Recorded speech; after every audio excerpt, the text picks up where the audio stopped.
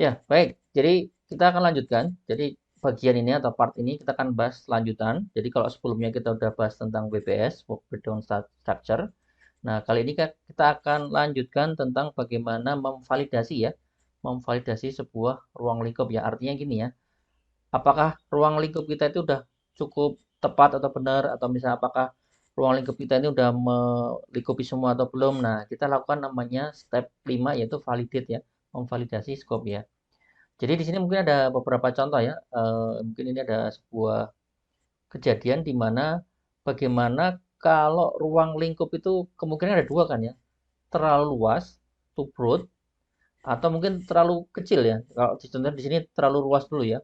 Nah, di sini dijelaskan bagaimana kalau terlalu luas itu menyebabkan ada beberapa masalah ya.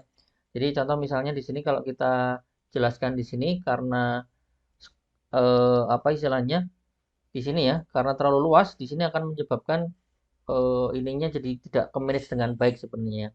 Atau mungkin tahun 2021 misalnya di sini ya, ada project untuk menginisiasi di McDonald sebuah intranet yang mengkonek ke semua headquarter ya.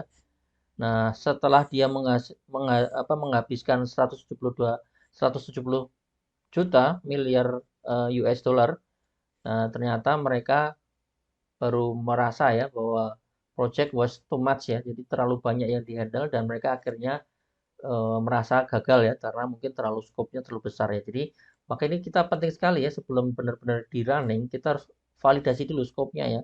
Kita benar-benar yakin nggak sebenarnya bahwa skop ini realistis atau enggak, atau ini terlalu besar atau mungkin maka terlalu kecil misalnya. Biasanya sih karena banyak diskusi dan sebagainya biasanya ya skop itu membesar ya. Jadi terlalu broad ya, terlalu besar dan uncontrolled nggak terkendali ya. Nah, ini sangat penting sekali di sini ya. Ada satu step di mana kita harus melakukan validasi ruang lingkup ya.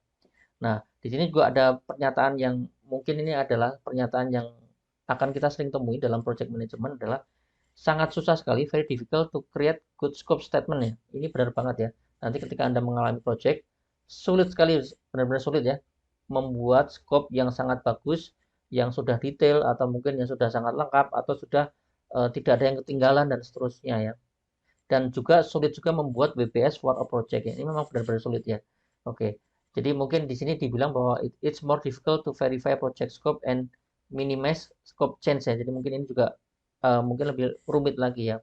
Oke, nah di sini adalah scope verification atau scope validation. Ini nanti adalah sebuah formal acceptance ya. Artinya adalah sebuah tahap formal untuk kita itu ngecek sebenarnya ini sudah benar belum, atau ini terlalu besar enggak, atau mungkin nanti ini sudah sesuai dengan harapan belum. Nah, terutama nanti kita harus melibatkan stakeholdernya.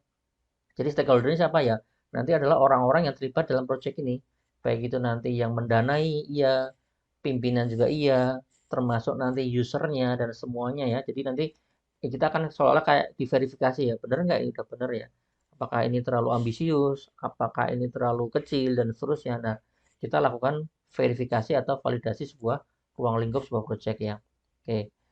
Nah, kemudian di sini dibilang juga bahwa kriteria penerimaan ini adalah diterima by kadang-kadang ya kebanyakan ya is often diterima by customer inspection ya, dan kemudian mereka akan memberikan beberapa key deliverable ya. Jadi mereka mungkin akan memberikan tanda bahwa ini sebenarnya sudah sesuai atau belum ya.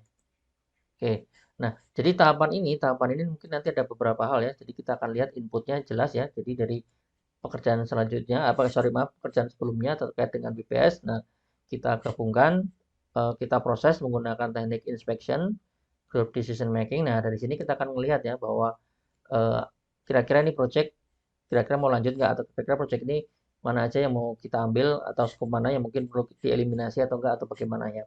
Dan kemudian kita lakukan project dokumen update ya. Oke ya, jadi tahap ini mungkin agak singkat. Kita nanti akan lanjutkan dengan part selanjutnya, yaitu bagaimana mengkontrol sebuah ruang lingkup ya. Oke, terima kasih. Kita lanjut di part selanjutnya.